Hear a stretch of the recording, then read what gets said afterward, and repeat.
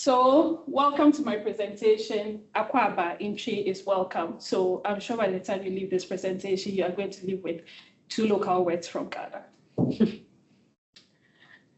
My name is Harriet Adjabeng, and I'm currently studying MSc Sustainability, almost done studying MSc Sustainability and Consultancy at the University of Leeds as on the prestigious Children Scholarship. I'm a sustainable fashion researcher, writer, and I founded Queen Sarah, a sustainable fashion community information platform to advocate for sustainability and also provide the Ghanaian fashion industry with novel sustainability education and information from the female perspective. The connection I actually have with this project, which I'm going to talk about with you shortly, is that when I founded Queen Sarah, I started advocating for strict quality control processes within Ghana's or West Africa's biggest second-hand market located in Accra, Ghana, which is Kantamanto, where you find a lot of fast fashions waste dumped there. I remember during one of, I had an interview with DW News, and they asked what I thought the problem to the fast fashion, what the solution to fast fashion waste is. And I mentioned that I don't see, because a lot of people were advocating for a ban on the second-hand business, but I mentioned that because a lot of people's livelihoods, especially women, are dependent on that business model, it would be great for us to advocate for strict quality control processes and just make sure that the things that are coming in are things that are sellable. So the connection between that project and what I was doing back home before I came here is just to make sure that the donations that come into our country are fit for purpose. Ghana has an ineffective IT education system. The government actually has done a lot of things to, or has initiated a lot of policies to make sure that every child has access to laptops.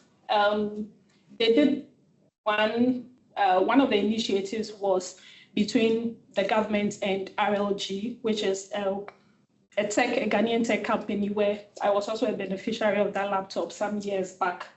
But most researchers actually argue that these policies or these initiatives make the influx of e-waste into the country more, because everyone would want to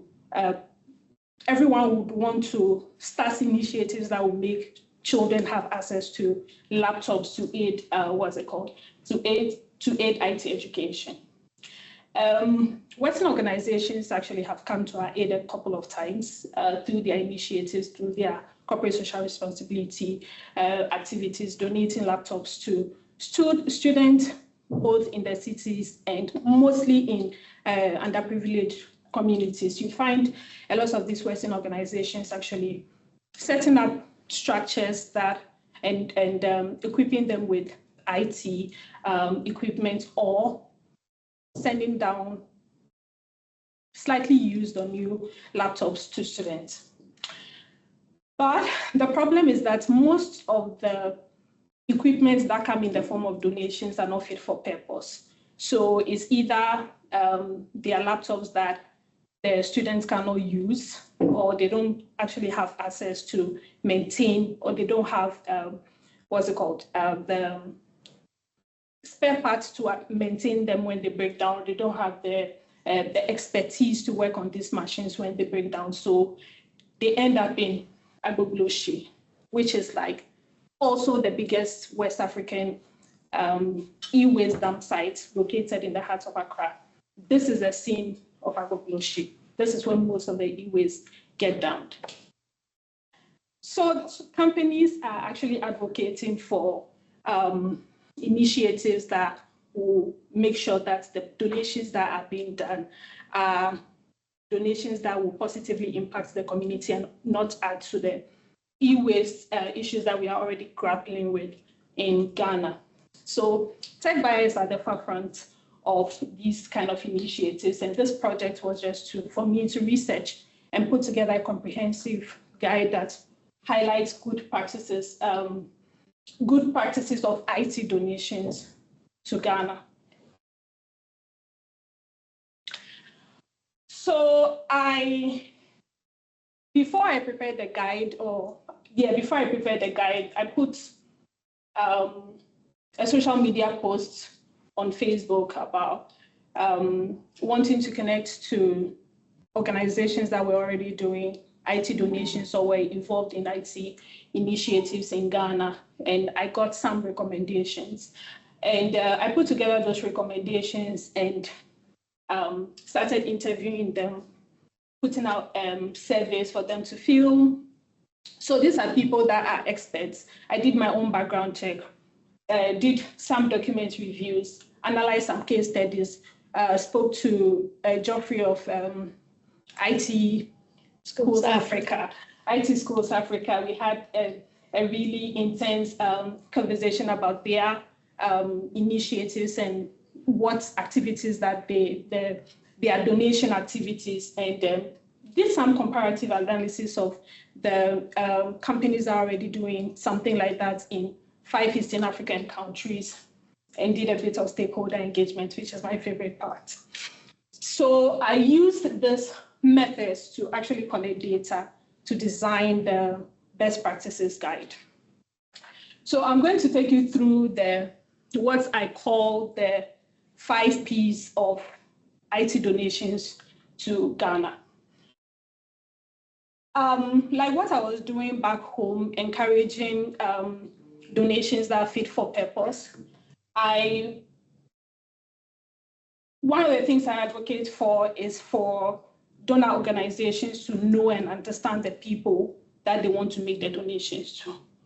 So as a donor organization, you need to do your thorough research about the people that you want to make donations to, what kind of initiatives or these people are actually engaged in. Do you want to take the responsibility of, like others, build like a facility like what IT Schools Africa is doing? Do you want to build a facility, so you want to just collaborate with community organizations to help them, supply them with equipment to help them continue their initiatives? These are questions that you need to ask yourself and do your due diligence first. Then in Ghana, under the Revenue Administration Act 2016, I mean, before that point, you find a lot of donor organizations reaching out to Western organizations that they want some sort of support with IT equipment to enhance their activities back home. But according to the policies and laws in Ghana, under the Revenue Administration Act 2016, Act 915, I like policies. The government of Ghana requires every charity to be registered and pay tax to the government, pay their yearly tax. And so any organization that comes to you must be registered, must have the registration and tax certificates as spelled out in the Revenue Administration Act 2016. The Ghana Education Directory also has a list of schools that are in Ghana. So for you to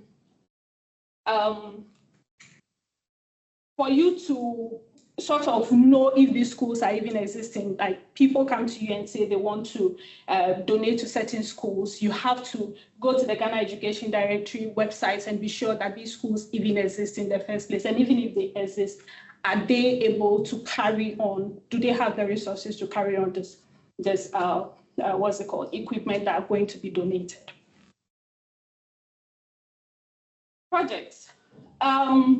It's also important for donor organizations to know the kind of projects that they want to be engaged in. Like I mentioned in my earlier point, do you want to lean towards building the facilities?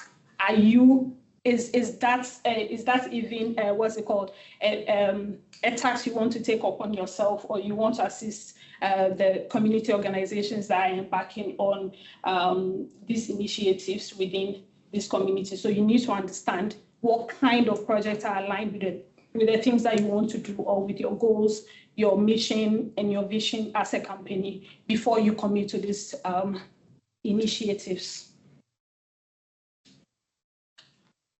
Products. This is a normal scene you actually find a lot on the streets of Accra when you see computers, big,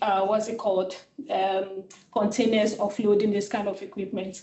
This kind of equipment are very outdated, but you find people still bringing them into the country. Like I mentioned, researchers are blaming the policies that the government instituted on this kind of activities because they believe that it's those kind of policies that allow people to import this kind of equipment into the country. So as a donor organization, what kind of product do you think will be fit for purpose? That is where building relationship with the community organization is very, very important. So you need to have like a thorough communication with the donor organizations to sort of understand what kind of projects they are working on and what kind of equipment they will require. So it's not, you can't assume that these are the kind of equipment that they will need because most of them actually embark on various, various projects. Some of them just engage in teaching school children or community members basic IT skills, while others do more of complex coding and coding. So it will be important for you to have build very strong relationship with community organizations and communicate with them as to what their needs are and help them meet these needs. And donating also doesn't end there. Well, I understand that most of these communities and organizations will need the equipment, but just donating is not enough. Giving them on-site assistance with installation and verification and training, especially on the end-of-life disposal. Otherwise, you are going to be a part of this problem.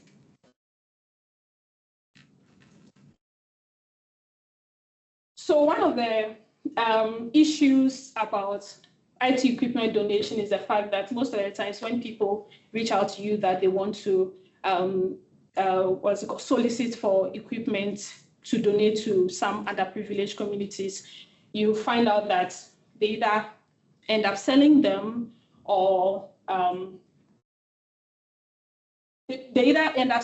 maybe the schools don't exist at all. So at the end of the day, it becomes their personal property. So it will be important for donor organizations to personalize the equipment that are going to be given out to, especially if it is for educational purposes. You personalize these devices and just make sure that they are just limited to educational purposes. So with that, it discourages the resale, the whole resale process. And also another thing you can do is to track and monitor its usage. So you know that if it's in certain parts of the Volta region, that is where it is in the school. The students are making use of it. It's not moving from the Volta region to another spot. Policies. It's important for donor organizations to be on the lookout for policies that actually allows for equipment donations. So in 2016, Ghana passed the Hazardous and Electric Waste Control and Management Act that regulates the activities of donors. So the processes are spelled out in this act, and you, as within the policy, you as a donor need to comply with custom and import regulations. So this policy is what also controls our e-waste problem. So it's more of an e-waste management policy, which also includes the kind of things that are imported into our country, because obviously that is what also contribute to the waste, to e-waste issues. So you need to comply with the customs and imports regulations, adhere to quality and safety standards, You need to follow environmental and health guidelines with your donations. You need to understand the taxation policies and verify the recipient's eligibility rate. Sorry. So this is also very, very important because you need to show the Ghana Education Service that it's not some sort of scam.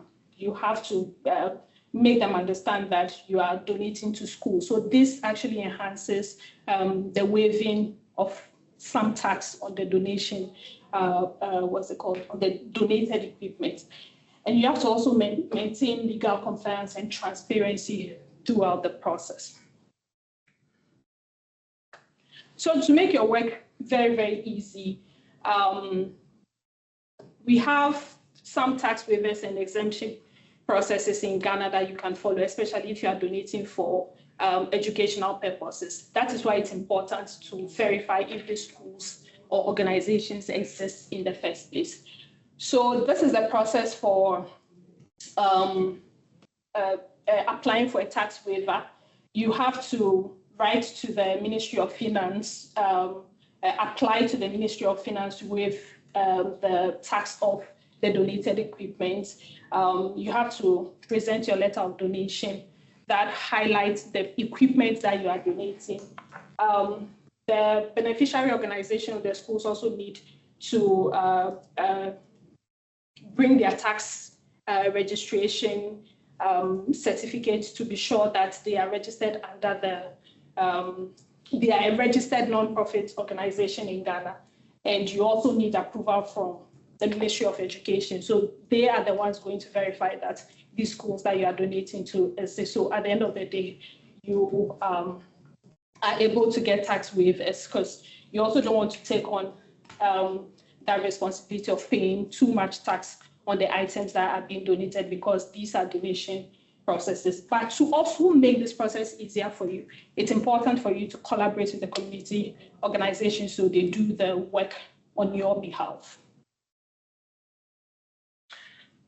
Partnership. So going back to my social media posts, these were 5 organizations that were mentioned under the post.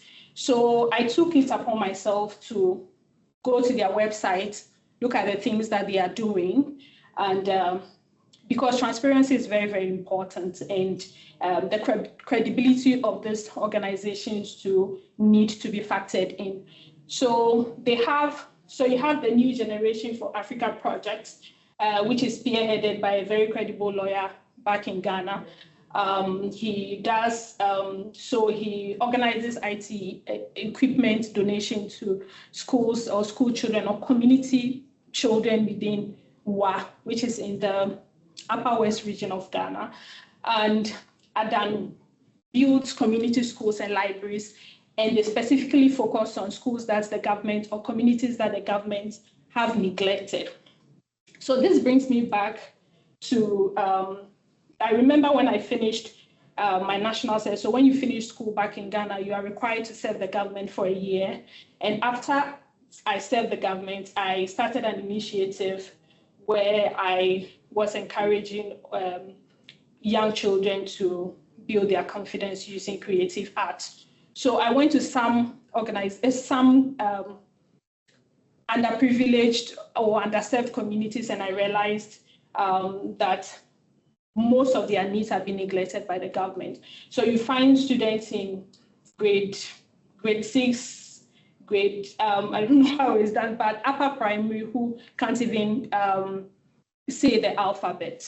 So I appreciate a lot of the things that Adjabeng is doing because they build a lot of libraries, equip these libraries, they build schools, equip the schools. So this is an organization that I always vouch for. Yeah. So the next one is Coral Reef Innovation Hub. They also are a very credible organization. They organize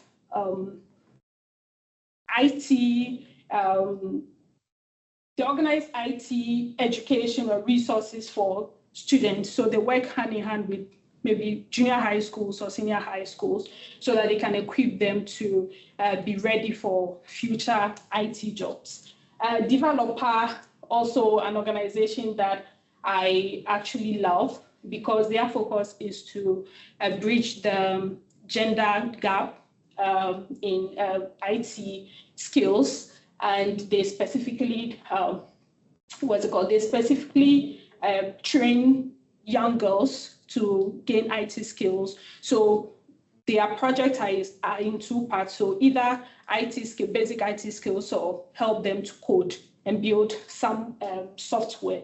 And when I was speaking to her, she mentioned that as for them, their greatest challenge in the last year has been equipment, because you find the girls who come in, but because they don't have the space or they don't have the equipment, they are not able to take on a lot of, so they are just able to do a bit at a time, but then they want to do more.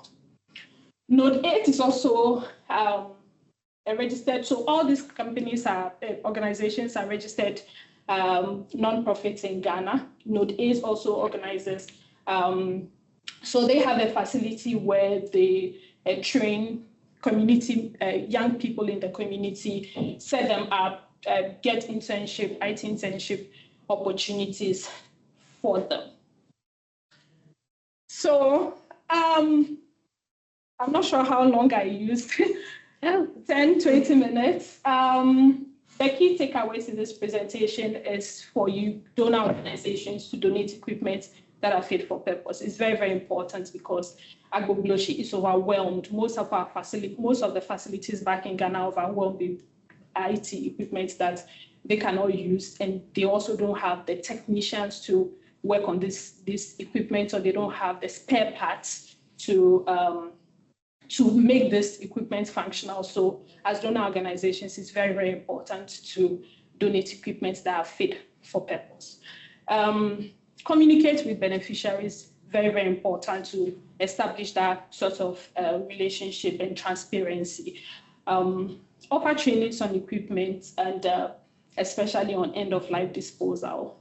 And donated equipment must always be accompanied by manuals, because if you don't have manuals, how are people able to set it up, especially when you are somewhere and the organization also need to make use of them, or need to make use of them. You need to accompany this equipment donations with manuals, and also collaborate with the community organizations to translate these manuals into local languages, so it's easy for them to understand.